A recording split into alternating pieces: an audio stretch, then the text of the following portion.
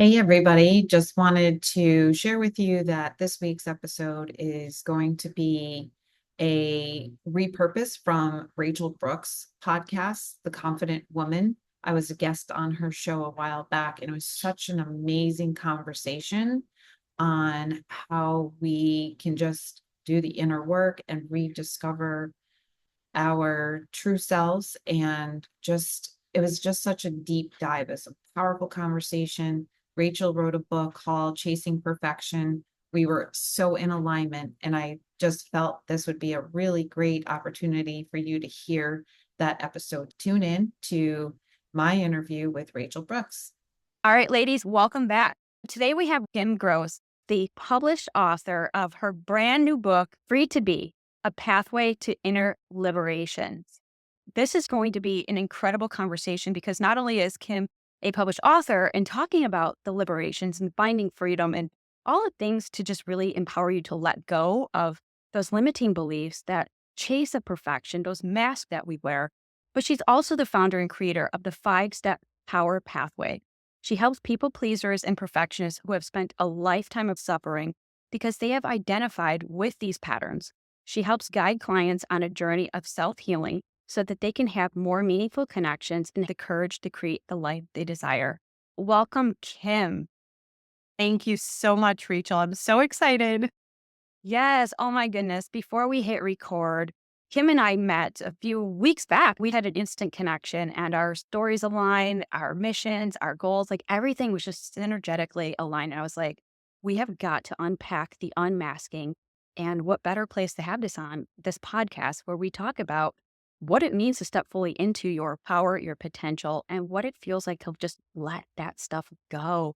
So I know we have a lot to unpack, but Kim, I would love to pass the mic to you and just share a little bit more about this this journey, the book, the story, everything that you have accomplished and achieved. But we're going to talk about achievements and success and what that means today.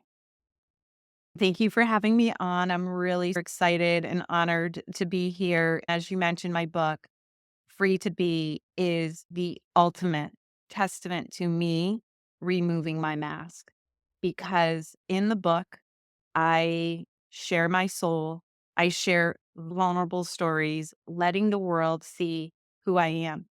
More importantly, the people out there that I don't know, but my inner circle, my family, my friends, the people I went to high school with knew me with the masks on. They knew Kim, the people pleaser, Kim, the perfectionist. They didn't know what I hid that.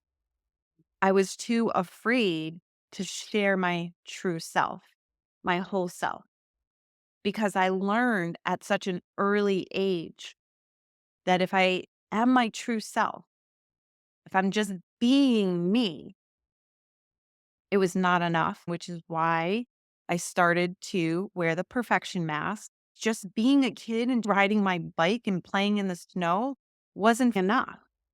I wasn't noticed. I felt invisible. When I was in grade school, Kim was a pleasure to have in class. She was a good little girl who sat in the back and was quiet. So I wasn't seen. That's how I started to wear the people pleasing and perfection mask. And that led to a long list of issues and problems, including a chronic autoimmune disease, anxiety and depression, compulsive overeating, loneliness, not feeling connected to the people in my life. More importantly, not feeling connected to my own two kids. That really precipitated me doing the work because I loved my kids. They were the most important thing. And being a mom was so important. I couldn't be vulnerable with my own two children because I had learned not to be vulnerable. That was a big catalyst for me doing the growth work. And I am all about personal development. I'm all about growth work. My two core values in life, Brene Brown always talks about core values, and they are growth and connection. Connection is a core value for me. And it's something that was elusive for so many years because I wore the mask. I couldn't connect. but those are my two core values. And so then that led me to doing my podcast, which I started 4.5 years ago, and now writing the book, Free to Be, A Pathway to Inner Liberation. Wow. I love how you just unpacked all that. I'm jotting down so many notes that I feel like this is the setup for an incredible conversation. Thank 'Cause you. how many of us are wearing masks? How many of us have stripped off our identities and conform to what others want or expect of us? In doing so, we forego our own needs, wants, and desires, and we lose ourselves amongst the chase of people pleasing, perfectionism, imposter syndrome, and self doubt because we've lost touch of who we are. And it feels like this attachment and disconnection of what we're actually after. We're starving for attention. We're starving to be noticed. We're starving to be seen like somebody, please shout it from the rooftops. I'm here. But on the other side, we're just like, don't notice me because I'm afraid I'll mess up. I'm afraid I'll be too much. I'm afraid I won't be accepted or loved. I'm afraid that deep down, I'm really not enough. Like, how many of us go through that? And the fact that you just unpacked it, I feel like the deep core wants, needs, and desires that have been stifled by what the world and others and even our own limiting beliefs have suppressed. I Full body chills when you say a that. lot. Like literally, as you're sharing this, I'm like thinking, man, this is going to really hit home on so many levels for so many individuals. Before we dive into the conversation and topics, I want to preface this that you don't have to be a people pleaser. You don't have to be a perfectionist to have those core values feel like they're not acknowledged. And I think that's ultimately what today's episode is really about to have that freedom and liberation to fully step into your power, your purpose, and your true identity. But who are you? That's the question. So, And that's the thing, right? Because before the age of 10, when I really started to perform, perfect, and please, I knew what it felt like to be my true self. Whenever I was in nature and I was connected to the present moment, that was me being my true self. As a girl, I loved playing in the mud. I don't know why. Like I would, whenever it rained and there's just puddles, I would play in my backyard and there's this like wood plank that I would walk along and just really being in the moment of watching the mud and the water splash, whether I was jumping in the leaves. Anytime I built a snow fort or did a snow angel, just being in the moment and connected and feeling this. And I didn't have the words for it when I was 8 years old. But now in hindsight, I know that I was feeling like the omnipresence of the universe. What's out there in nature is in me. What's in the ocean, in the sun, in the trees is in me. That energy that's out there is in me. And so I knew that on some level because I had such peace and such stillness when I was in those moments. And what happened was when I would go to school or go back into my home where things were different, like in my home, there was chaos and dysfunction. And I was afraid to rock the boat with my mom and set her off. So I was the good little girl all the time, just being quiet, saying what my mom wanted me to say, thinking and feeling the way she wanted me to think and feel. Because if I said the wrong thing, how dare you say that? You're not my daughter, right? So that's what was happening in the home. And then when I was in school and I was just an average student or I was quiet in the background and I was comparing myself to my classmates and feeling like I was coming up short. Those were the moments when I was like, okay, now I can't be that true self that I felt when I was in the snow or in the mud or swimming or on my bike. So that's when I didn't know that I was doing this. But somehow my intelligence, my subconscious was like, how am I going to protect myself? Because putting myself out there for the world is not safe. And so that's when I learned how to perform. Let me perfect. Let me keep pleasing. And even in middle school and high school, just having all the parties at my house because my mom and dad, they didn't pay attention. Or if they were, they pretended that they didn't know that we were partying and drinking. And even though classmates were out on the front lawn puking, and one classmate would go down and say to my mom, "Could we have some orange juice? I've got a sore throat." But my mom, "Sure, here's some orange juice. Oh, I hope you feel better." The orange juice was mixed with vodka. And so Kim was cool. You could go and party at her house. All sorts of stories like that of just trying to fit in. Because at the end of the day, we are wired for connection. But as Brene Brown beautifully states, there is a difference between fitting in and belonging. What I was trying to do was fit in. When I was before 10 and I was in nature, I belonged. And I knew that I was meant to be in the world. But then as soon as I got back in my home or school, I didn't feel that way. Oh my goodness. Chills for me because as you're sharing this, I'm literally nodding. I'm jotting down so many touch points that I want to hit on because that perform, perfect, please. It's that vicious cycle. And I talk about the same cycle in my book, and I've coined it as this perpetual cycle of self abuse. Because what are we doing? We keep beating ourselves up. And when we think about abuse, sometimes it can have that heavy connotation, but yet we're our own worst critics. We're our own worst enemy. We're the ones putting ourselves through this pain on a perpetual cycle. You talked about the peace and the inner stillness of being one with your higher power, your source, creator. And that same power that created the world is also what created you. And that is the power that lies within you. Yeah. Right? It's such a sacred gift. It's almost like we're praying for one thing, but not living in the blessing that we've already received as the gift. Yeah. How do we turn in and tune in so that we can really tap into that power, the same power that created the sun, moon, and stars, created the whole world, created you and I? It's really simple, but it's difficult for people to get there. We all come in with that feeling and that knowing, right? That's why children are the closest Yeah. to source because they know. Mhm. It's about returning home to that place. And I can't really remember exactly how it goes. I'm not good at reciting quotes, but it's that Rumi quote or poem. It's about removing the barriers.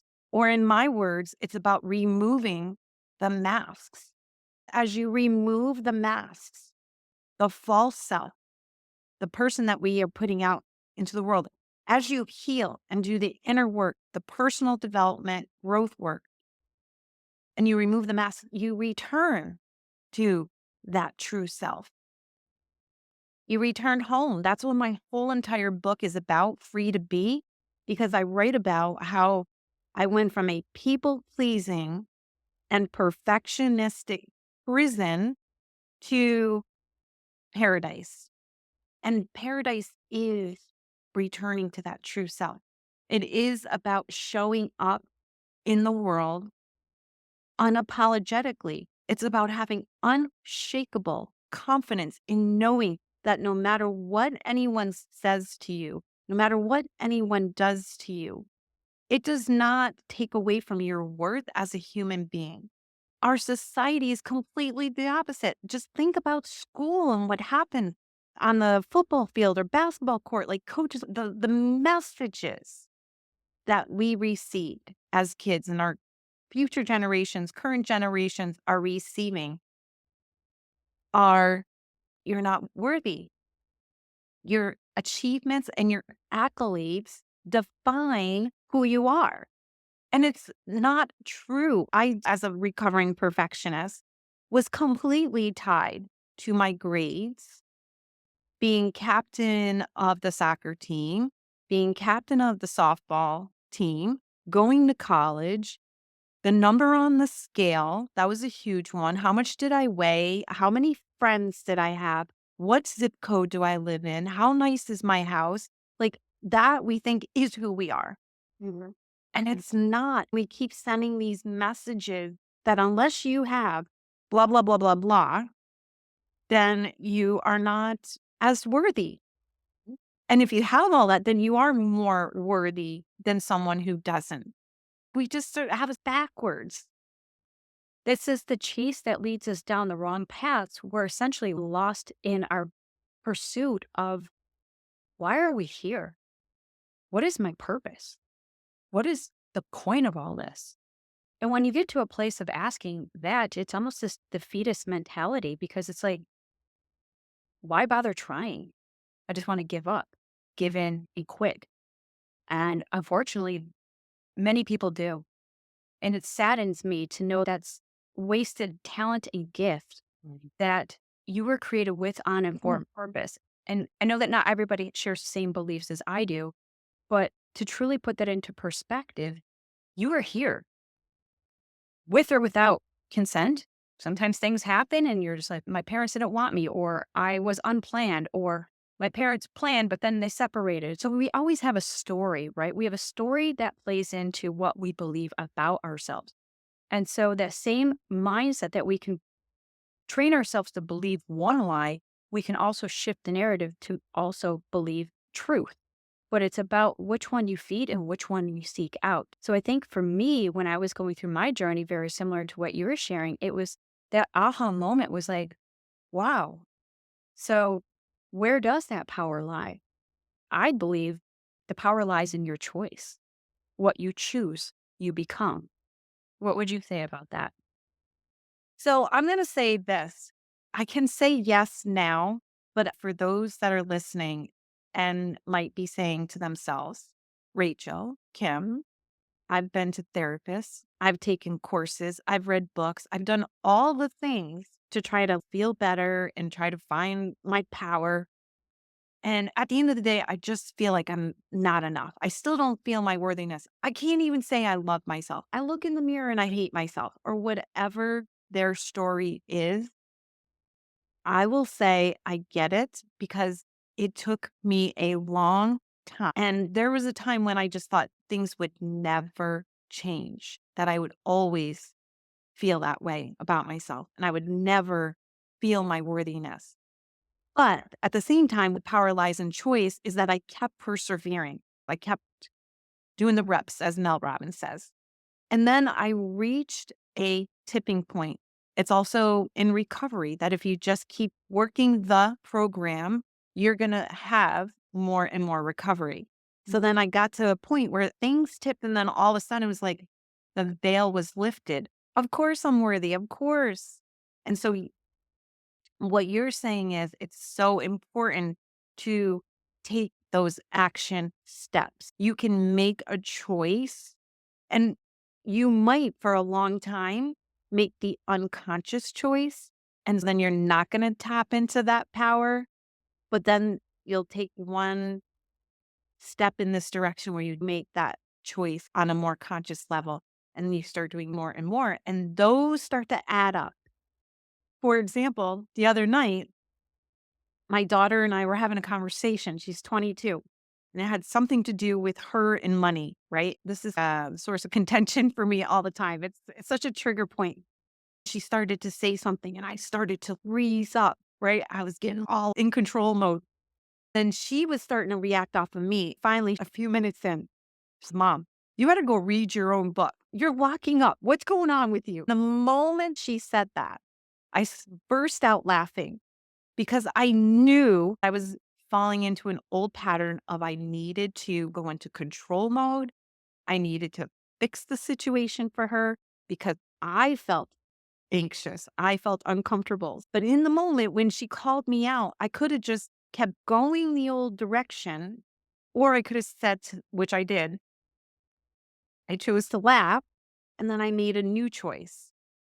Right. And so that's where my power was because now I brought myself back to equilibrium, but I also reconnected with my daughter. We started to laugh about it and we connected rather than disconnecting, which is a pattern that I used to do with my kids often. And it's a pattern that my mom did with me.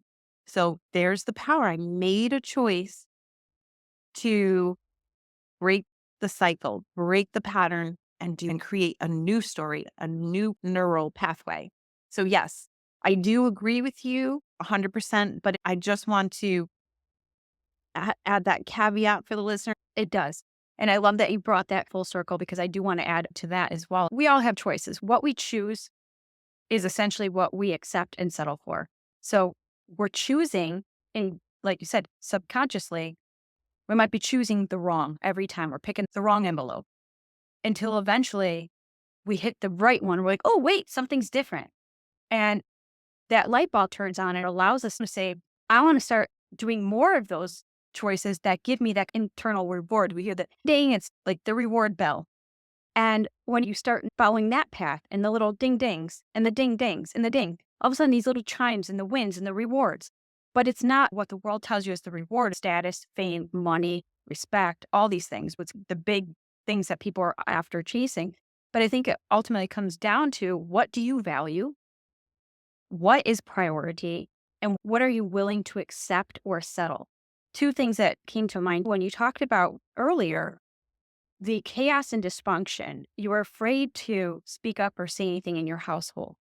And that really rang a bell with me because I remember there was times where I felt like I was walking on eggshells, and we don't realize the pattern. So that same pattern followed me into my adult life until I realized that the same pattern wasn't my pattern. It was my parents' pattern that I picked up and thought that's the way I should.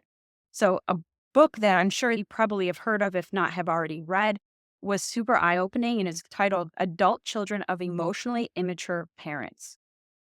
Have you heard that? I have not heard that one, but I am an adult child of an alcoholic. So I've been in a lot of recovery around that. My guess is it's probably something similar. Talks about the different patterns and attachments, how we pick up from our parents, who then, if you, again, what I love patterns is like that big ball of yarn. You get that one little thread and you start pulling, and all of a sudden things start unraveling. And gosh, I'm going back years ago when I really had to do that deep inner work, especially through my therapy sessions, prayer, my own meditations, like really diving in. And I was just like, man, I feel uncomfortable. How many times I just wanted to step out and be like, okay, that water is ice cold. I'm going to stay over here where it's safe and warm and comfortable. But what does that put us back in?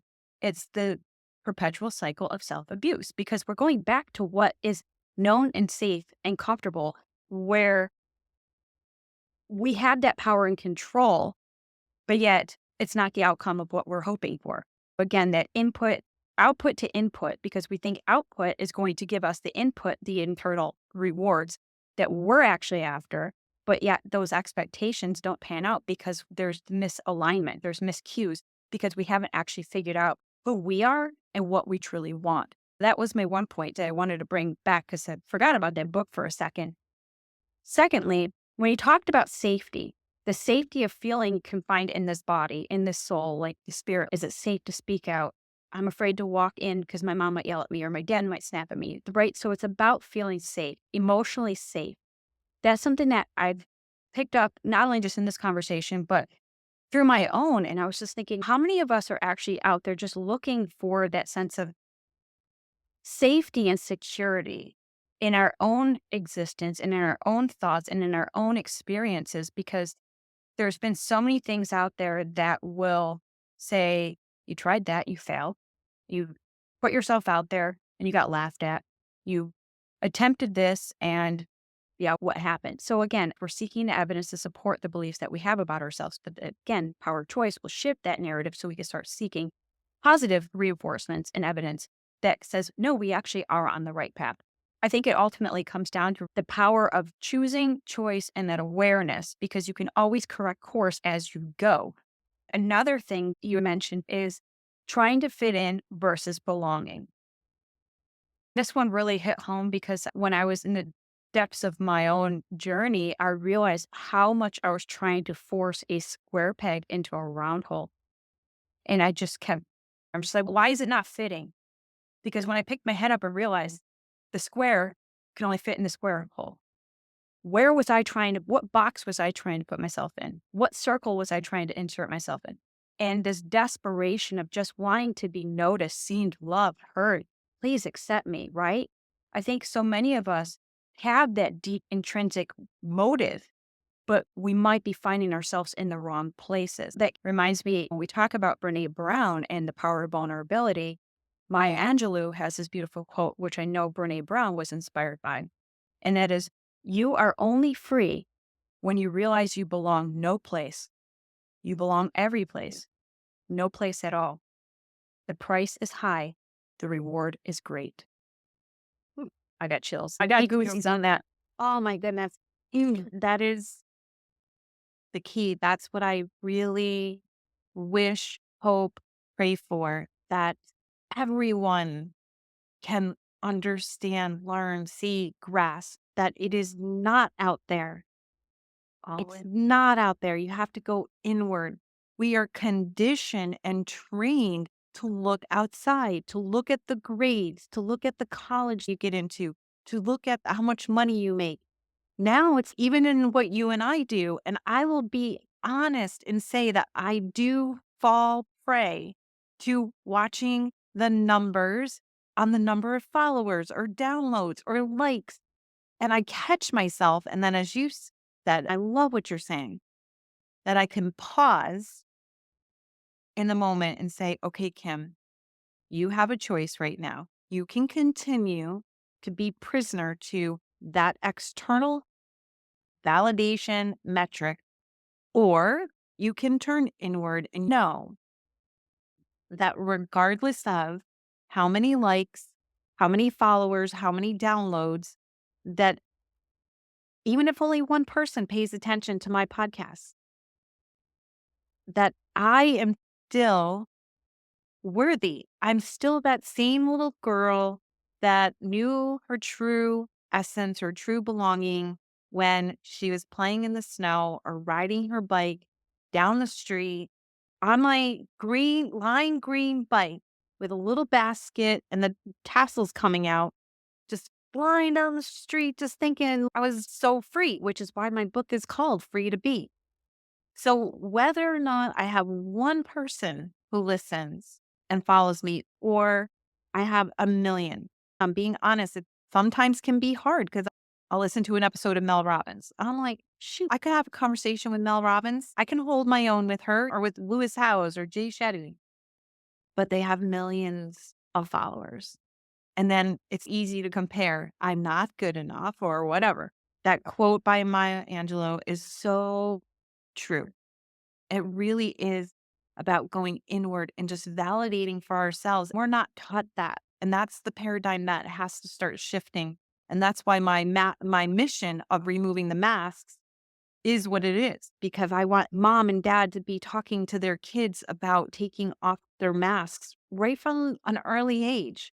As soon as you can catch that your child is out there trying to be a perfectionist, or they're comparing or self-sabotaging, to have a conversation about, no, it's okay to be who you are. And that means the parents have to know that too, right? The parents have to first be taking off their masks. So that's my hope. It's beautiful hope, and I'm right there with you. I think we both share this heart for service and a heart for redemption and restoration. We know the chase, the struggle of trying to be every and anything for all the people. At what cost? Exhausting. We pay the price because we have lost ourselves, and that's the value that we bring to this world.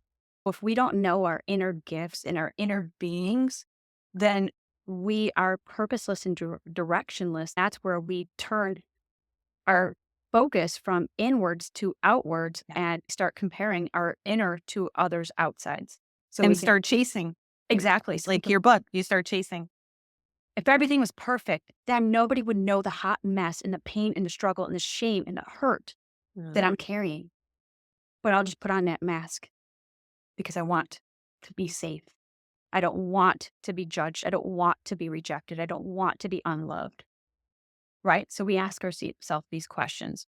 And I know that in today's conversation, we're sharing so many tips and relatable stories and strategies of how to overcome and navigate certain obstacles that we're going through. But to keep it real, this is a battle that we fight every day. We don't have our crap together every single day. We're not perfect. Sometimes hindsight's our best teacher. Yeah. But we don't always have the right answer. We don't always make the right choice. We don't always say the right thing. But it's about extending grace and gratitude for what is, because that will change how you view yourself with extended compassion and empathy. To realize, wow, if I'm going through this, somebody else is too. And right here, we got two perfectionists, former recovering perfectionists. That's what we call ourselves because we're still in the works. We're still doing the works.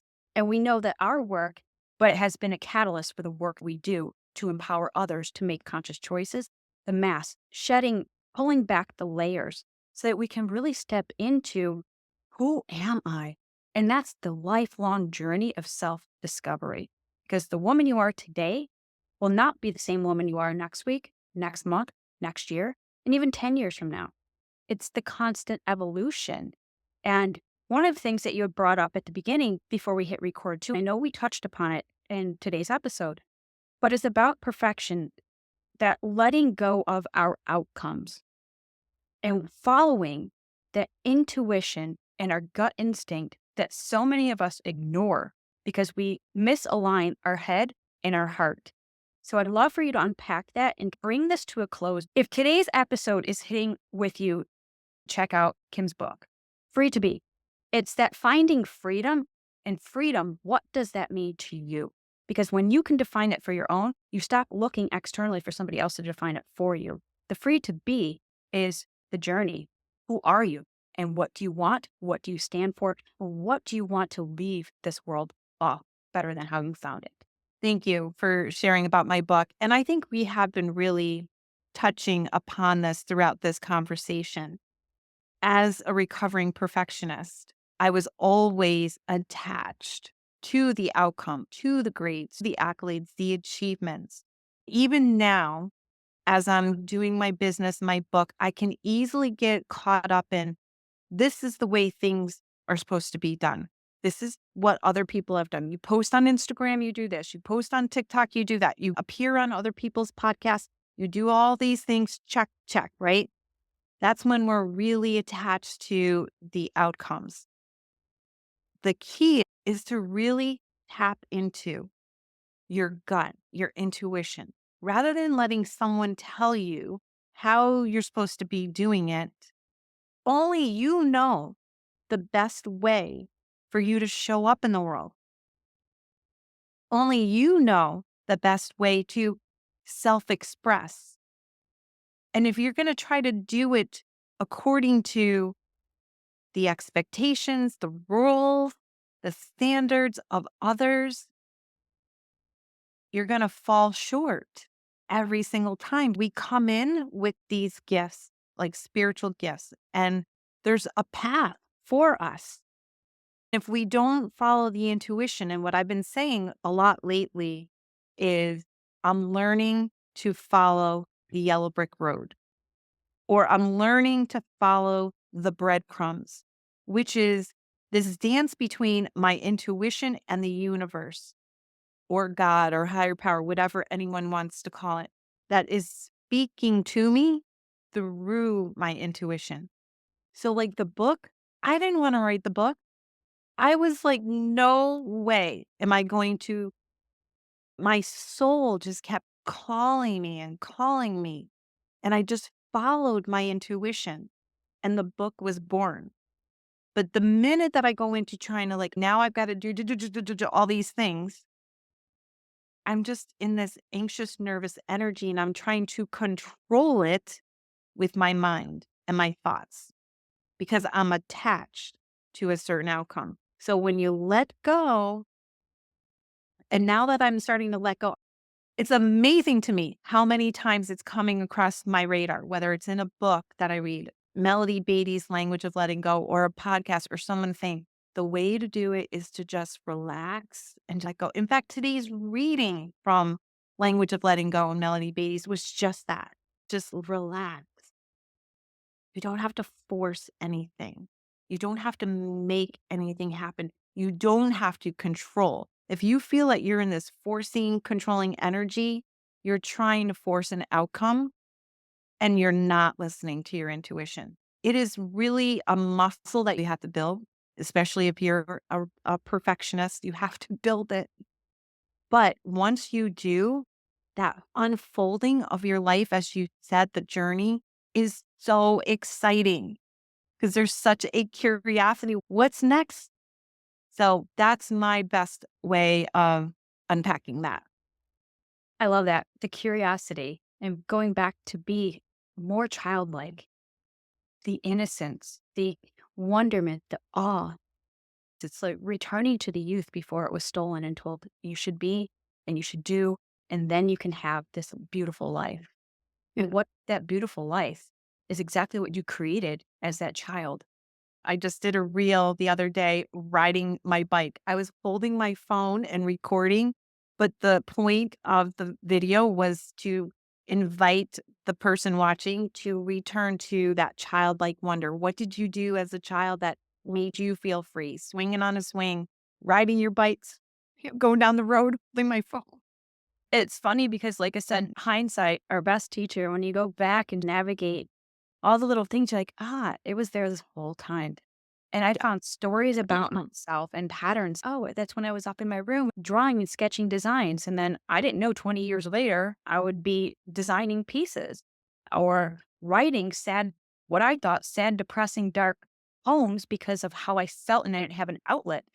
But that gave me context to write in ways that articulated pain and feelings that gave voice and words to people that didn't have what they'd gone through. So I just share those little tidbits for our listeners because the weird things that make you feel like you were weird and outcasted and not accepted, because we minimize those because we were so desperate to be in a place of acceptance and belonging that we sacrifice pieces of our identity to fit into this box or mold or the shoulds. I encourage you to go back and explore those little cool things that you enjoyed might just be the passions, the interests, the hobbies that can set you up for something greater than where you're at today. So you have to ask yourself, am I willing to settle or am I willing to accept that there's something greater for me? And that choice, that power of choosing, we have the power now to either continue to hold on to what is, knowing that the tighter we hold on, it's going to have more power and control over us. On the other side, we want to have power and control, which means letting go. And that's where you step fully into freedom. Freedom is the surrender to what is out of control and trusting that what is greater than what was. I want to continue this conversation, but we are running out of time. I would love for you to pull this all together and any last notes that we haven't discussed, and of course, how people can follow you, connect, and get their hands on a copy of your book. It is so needed. Thank you. I appreciate being on your show, and this conversation was amazing. I'm so passionate about all of this. One thing I want to reiterate is, especially if the listeners are moms or planning to have kids, or even if it's your niece or nephew, to really help the next generation. It's so imperative that we switch the paradigm and start teaching and helping them to not put on the masks or to take them off. It's so important to just be your true self. The best place to find me is my website, kimgrosscoaching.com, which is where my book, Free to Be, is. It's on Amazon. I have my podcast on there and all the socials. Plus, I have a people pleaser and perfectionist quiz. And then I have my 5-step power pathway, which is all on the website. All of that will be in the show notes below, so be sure to check that out and give Kim a follow. If you read the book, reach out. We create content and we hope that it encourages, inspires, and empowers you to become a better version of you. Thank you, Kim. This has been incredible. Thank you. I loved it.